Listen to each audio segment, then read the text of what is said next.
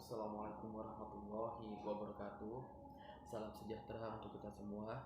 Perkenalkan, saya Restu Kialamudi, Sivitas Akademika dari Pancasakti University Bekasi, Prodi Pendidikan Ekonomi semester 5. Pada kesempatan kali ini, saya akan mempresentasikan beberapa materi yang mana tugas ini diperuntukkan untuk memenuhi tugas dari dosen pengampu yaitu Ibu Eka Putri MPDE.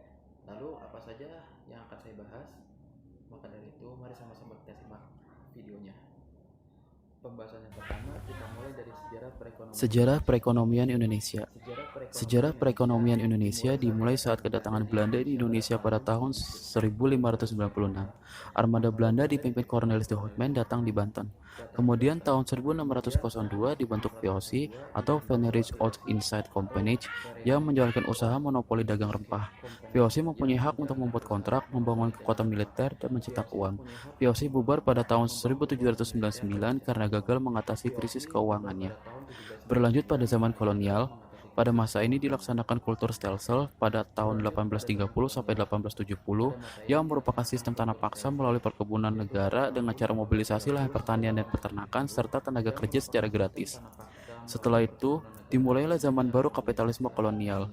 Kebun-kebun negara diambil alih oleh swasta dengan perjanjian sewa lahan sampai 75 tahun. Rakyat menjadi budak tanahnya sendiri. Selanjutnya pada masa penjajahan Jepang, pada tanggal 8 Maret 1942, Jepang mendarat di Kalimantan untuk menguasai sumber minyak mentah. Pada tanggal 9 Maret 1942, Belanda menyerah pada Jepang. Saat dikuasai Jepang, Indonesia dibagi menjadi dua bagian, yaitu satu, Pulau Jawa dan Sumatera di bawah Komando Angkatan Darat yang berpusat di Jakarta, dan yang kedua, Kalimantan, Sulawesi, dan Maluku di bawah Komando Angkatan Laut yang berpusat di Ujung Pandang. Propaganda Jepang antara lain Gerakan 3A, yaitu Jepang Memimpin Asia, Jepang Pelindung Asia, dan Jepang Cahaya Asia. Berlanjut ke masa Orde Lama. Pada awal masa kemerdekaan atau awal pemerintahan Orde Lama dihadapi beberapa masalah ekonomi yang salah satunya adalah hyperinflasi, dikarenakan peredaran uang yang tidak terkendali. Terdapat 3 jenis mata uang pada saat itu. Yang pertama, uang keluaran di Javasche Bank, kemudian uang pendudukan Jepang, dan yang terakhir mata uang Hindia Belanda. Pada tahun 1968, diterbitkan Undang-Undang Nomor 86 tentang nasionalisasi perusahaan milik Belanda di Indonesia. Tetapi, nasionalisasi berdampak pada merosotnya pasar modal karena perginya para investor Belanda dan merosotnya kepercayaan kepada bursa Indonesia karena hyperinflasi. Untuk mengatasi jumlah uang beredar yang terlalu banyak, pemerintah menerbitkan Perpu yang memotong nilai mata uang menjadi 1/10 selama periode 1950 sampai 1965. Indonesia banyak mengeluarkan anggaran untuk proyek-proyek nasionalisme, namun yang terjadi adalah inflasi sampai 3 digit. Berlanjut ke masa Orde Baru. Di masa Orde Baru terdapat masalah akibat warisan dari periode sebelumnya, yaitu hutang pada Orde Lama sebesar 530 juta US dollar. Padahal pendapatan negara dari ekspor migas dan non-migas saat itu hanya 430 juta US dollar. Terjadi pula inflasi sebesar 650%, sehingga menyebabkan harga beras naik menjadi 900%. Untuk mengatasi hal tersebut, tim ekonomi Orde Baru melakukan langkah pertama, yaitu menurunkan defisit anggaran dengan cara menurunkan pengeluaran pemerintah dan menjalin kembali hubungan dengan lembaga donor internasional terutama IMF dan Bank Dunia.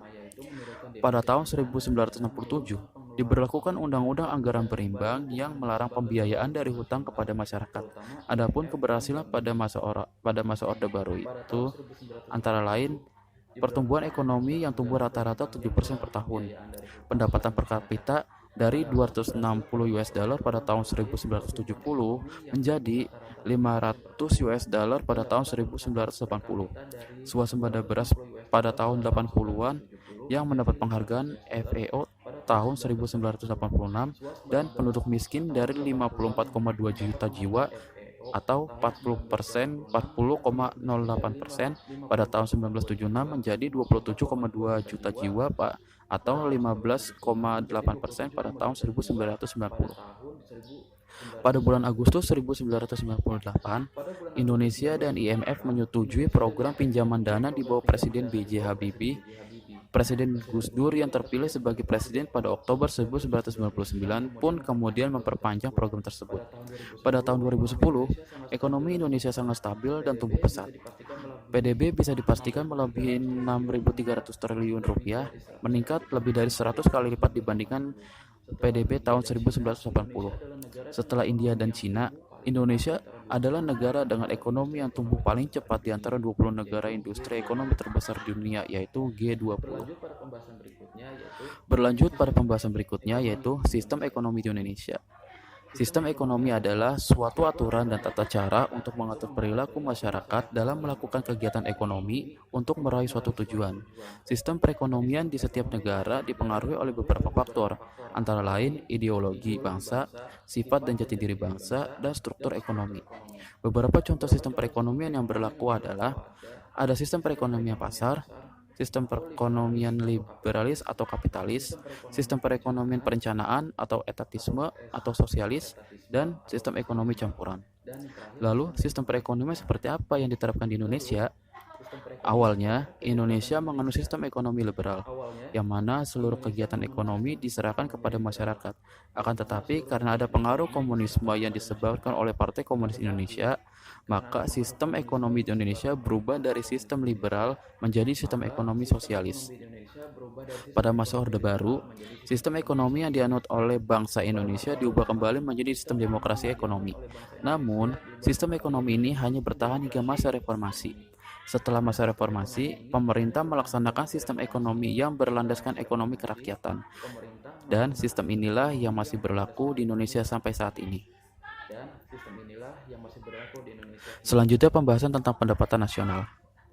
Pendapatan nasional merupakan seluruh pendapatan yang diterima oleh seluruh anggota masyarakat atau seluruh rumah tangga keluarga dalam suatu negara dengan kurun waktu tertentu, biasanya dalam waktu 1 tahun. Pendapatan nasional dapat juga diartikan sebagai hasil produksi nasional, yang berarti nilai hasil produksi yang dihasilkan oleh seluruh anggota masyarakat suatu negara dalam waktu tertentu, biasanya 1 tahun. Pendapatan nasional adalah salah satu indikator untuk dapat mengukur perkembangan tingkat pembangunan dan kesejahteraan pada suatu negara dari waktu ke waktu. Dengan metode penghitungan pendapatan nasional dapat diketahui arah, tujuan, dan struktur perekonomian negara. Pada dasarnya, menghitung pendapatan nasional dilakukan untuk mengetahui perkembangan ekonomi suatu negara.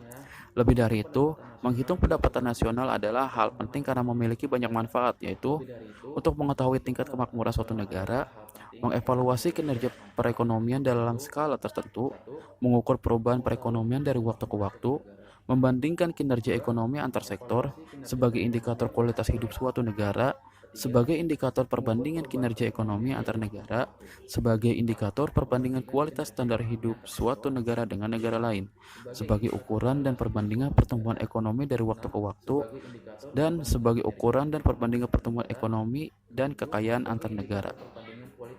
Dalam menghitung pendapatan nasional, dibutuhkan kategori-kategori dalam pendapatan nasional itu sendiri.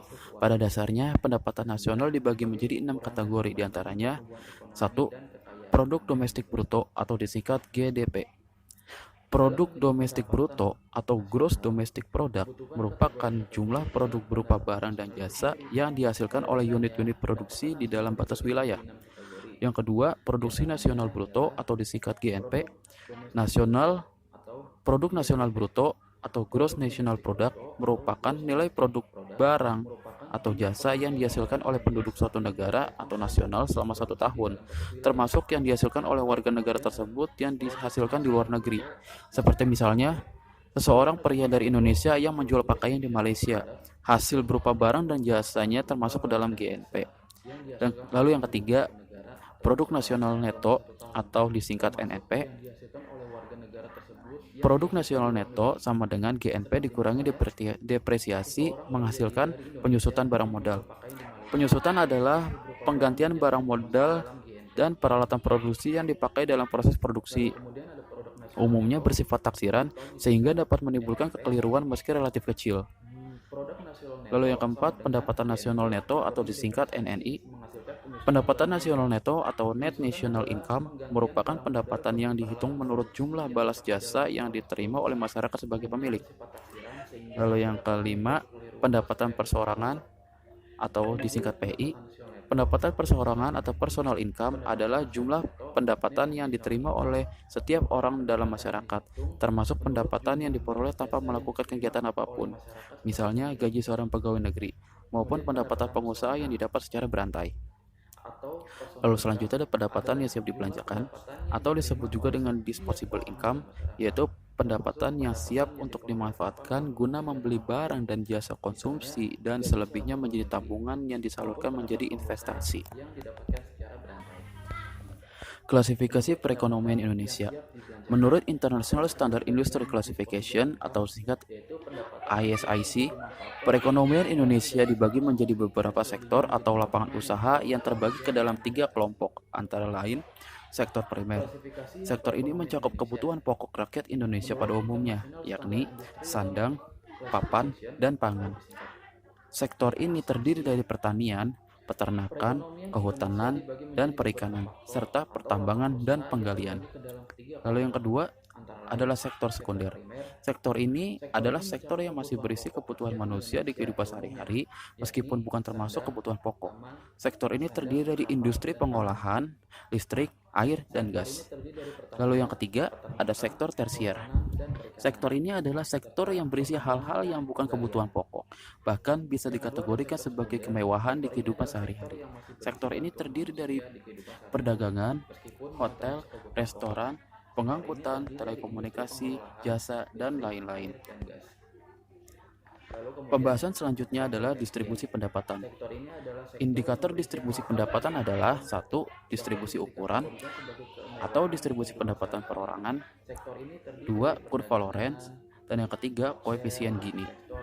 Cara distribusi pendapatan nasional akan menentukan bagaimana pendapatan nasional yang tinggi mampu menciptakan perubahan-perubahan dan perbaikan-perbaikan dalam masyarakat, seperti mengurangi kemiskinan, pengangguran, dan kesulitan-kesulitan lain dalam masyarakat. Distribusi pendapatan perseorangan atau personal distribution of income atau distribusi ukuran pendapatan atau size distribution of income merupakan indikator yang paling sering digunakan oleh para ekonom. Untuk mengukur kondisi ekonomi seseorang, ada 2 konsep pokok yang paling sering digunakan, yaitu pendapatan dan kekayaan. Pendapatan menunjukkan jumlah seluruh uang yang diterima oleh seseorang atau rumah tangga selama jangka waktu tertentu. Pendapatan terdiri dari upah atau penerimaan tenaga kerja. Pendapatan dari kekayaan yaitu sewa, bunga, dan dividen, serta pembayaran transfer atau penerimaan dari pemerintah seperti tunjangan sosial atau asuransi pengangguran. Kekayaan terdiri dari nilai nominal neto aset yang dimiliki pada waktu tertentu. Kekayaan rumah tangga meliputi harta yang nampak atau nyata seperti rumah, mobil, tanah, dan barang konsumsi tahan lama lainnya, dan aset keuangan seperti uang tunai, tabungan, obligasi, dan saham. Seluruh item yang mempunyai nilai disebut aktiva, sedangkan item yang dipinjam disebut kewajiban atau liabilities. Perbedaan antara total aktiva dan utang disebut kekayaan atau net worth. Ukuran distribusi pendapatan perseorangan secara langsung menghitung jumlah penghasilan yang diterima oleh setiap individu atau rumah tangga. Yang diperhatikan di sini adalah seberapa banyak pendapatan yang diterima seseorang, tidak peduli dari mana sumbernya, entah itu bunga simpanan atau tabungan, laba usaha, utang, hadiah, ataupun warisan. Lokasi sumber penghasilan di desa ataupun di kota, maupun sektor atau bidang kegiatan yang menjadi sumber penghasilan, baik itu pertanian, industri, perdagangan, dan jasa juga diabaikan. Misalnya, bila si X dan si Y masing-masing menerima pendapatan yang sama per tahun, maka kedua orang tersebut langsung dimasukkan ke dalam satu kelompok atau satu kategori penghasilan yang sama, tanpa mempersoalkan bahwa si X memperoleh uangnya dari membanting tulang selama 15 jam per hari, sedangkan si Y hanya ongkang-ongkang kaki menunggu bunga hasil warisan yang didepositokannya. Pertanyaannya selanjutnya adalah, mengapa setiap orang mendapatkan yang berbeda-beda? Distribusi pendapatan nasional yang tidak merata tidak akan menciptakan kemakmuran bagi masyarakat secara umum. Sistem distribusi yang tidak merata hanya akan menciptakan kemakmuran bagi golongan tertentu saja. Perbedaan pendapatan timbul karena adanya perbedaan dalam kepemilikan sumber daya dan faktor produksi. Pihak yang memiliki faktor produksi yang lebih banyak akan memperoleh pendapatan yang lebih banyak pula. Ada sejumlah alat atau media untuk mengukur tingkat ketimpangan distribusi pendapatan.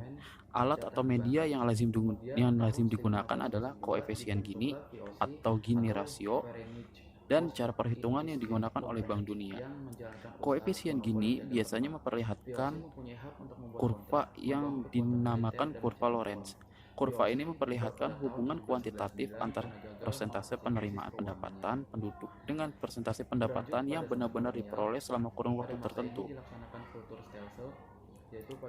Selanjutnya, kependudukan dan ketenagakerjaan. Dalam arti luas, penduduk atau populasi berarti sejumlah makhluk sejenis yang mendiami atau menduduki tempat tertentu. Bahkan, populasi dapat pula dikenakan pada benda-benda sejenis yang terdapat pada suatu tempat. Dalam kaitannya dengan manusia, maka pengertian penduduk adalah manusia yang mendiami dunia atau bagian-bagiannya. Penduduk adalah semua orang yang berdomisili di wilayah geografis Indonesia selama 6 bulan atau lebih, dan atau mereka yang berdomisili kurang dari 6 bulan tetapi bertujuan menetap. Pertumbuhan penduduk diakibatkan oleh 3 komponen, yaitu fertilitas, mortalitas, dan migrasi. Fertilitas sebagai istilah demografi diartikan sebagai hasil reproduksi yang nyata dari seorang wanita atau sekelompok wanita. Dengan kata lain, fertilitas ini menyangkut banyaknya bayi yang lahir hidup. Mortalitas atau kematian merupakan salah satu di antara 3 komponen demografi yang dapat mempengaruhi perubahan penduduk. Migrasi merupakan salah satu faktor dasar yang mempengaruhi pertumbuhan penduduk.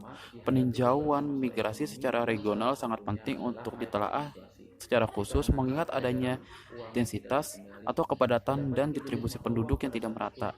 Adanya faktor-faktor pendorong dan penarik bagi orang-orang untuk melakukan migrasi. Di pihak lain, komunikasi termasuk transportasi semakin lancar. Migrasi adalah perpindahan penduduk dengan tujuan untuk menetap dari suatu tempat ke tempat lain melampaui batas politik atau negara ataupun batas administratif atau batas bagian dalam suatu negara. Jika migrasi sering diartikan sebagai perpindahan yang relatif permanen dari suatu daerah ke daerah lain, jadi migrasi sering diartikan sebagai perpindahan yang relatif permanen dari suatu daerah ke daerah lain. Berikutnya, ketenagakerjaan. Pengertian tenaga kerja menurut Undang-Undang Nomor 13 Tahun 2003, Bab 1 Pasal 1 Ayat 2 disebutkan bahwa tenaga kerja adalah setiap orang yang mampu melakukan pekerjaan guna menghasilkan barang atau jasa, baik untuk memenuhi kebutuhan sendiri maupun untuk masyarakat. Secara garis besar, penduduk suatu negara dibedakan menjadi 2 kelompok, yaitu tenaga kerja dan bukan tenaga kerja. Ketenaga kerjaan merupakan aspek yang sangat mendasar dalam kehidupan manusia karena mencakup dimensi ekonomi dan sosial.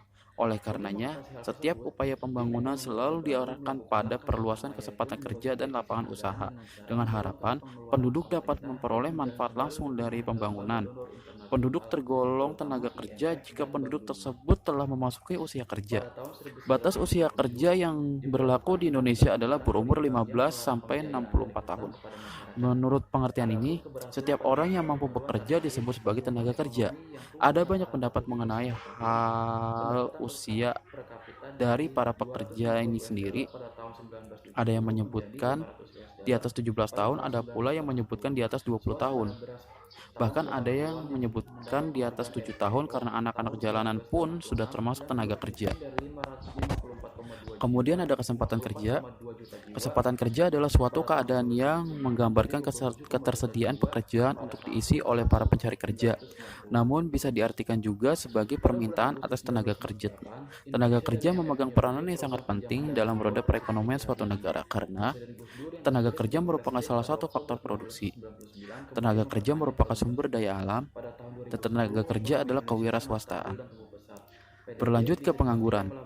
Pengangguran adalah orang-orang yang tidak mendapatkan pekerjaan karena kurangnya lapangan pekerjaan, kurang terampil, atau tidak mau bekerja. Dapat juga diartikan seseorang yang tergolong angkatan kerja dan ingin mendapatkan pekerjaan tapi belum memperolehnya.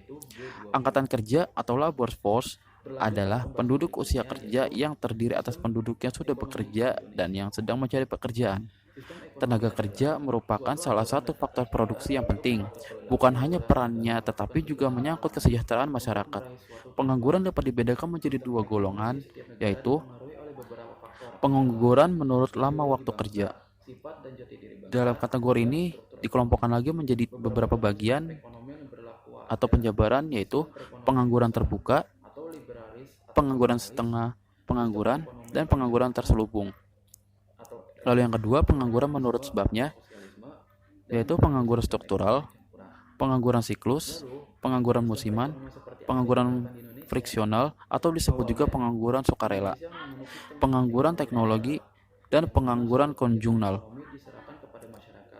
Akan tetapi, karena ada pengaruh komunisme yang disebabkan oleh Partai Komunis Indonesia, Selanjutnya adalah Indeks Pembangunan Manusia atau IPM. Secara khusus, Indeks Pembangunan Manusia atau IPM atau Human Development Index adalah untuk mengukur tingkat pencapaian pembangunan manusia berbasis sejumlah komponen dasar kualitas hidup. IPM dihitung berdasarkan data yang dapat menggambarkan keempat komponen, yaitu angka harapan hidup dan mewakili bidang kesehatan, angka melek huruf dan rata-rata lama sekolah mengukur pencapaian pembangunan di bidang pendidikan, dan kemampuan daya beli masyarakat terhadap sejumlah kebutuhan pokok yang dilihat dari rata-rata besarnya pengeluaran per kapita sebagai pendekatan yang mewakili pencapaian pembangunan untuk layak hidup. Indikator Indeks Pembangunan Manusia. Pendekatan konseptual pembangunan manusia mencakup 4 komponen pokok, yaitu produktivitas, pemerataan, keberlanjutan, dan pemberdayaan masyarakat. Peningkatan kualitas hidup akan menjadi lebih luas dan terjamin jika kemampuan dasar yang mencakup hidup panjang dan sehat, berpengetahuan, serta menguasai iptek dan mempunyai akses terhadap sumber daya yang dibutuhkan agar dapat hidup secara layak atau berdaya beli dimiliki oleh masyarakat atau penduduk. Sehingga pada akhirnya sasaran pembangunan manusia diprioritaskan pada 3 tujuan dasar, yaitu pendidikan, kesehatan, dan ekonomi. Menghitung pendapatan nasional adalah materi yang dapat saya presentasikan. Tentu saja banyak kurangnya, maka dari itu saya mohon kritik, saran, dan masukan yang membangun. Mari sama-sama kita belajar dan berbagi ilmu pengetahuan. Akhirul kalam, usikum wa nafsi bitaqwallahi. Assalamualaikum warahmatullahi wabarakatuh.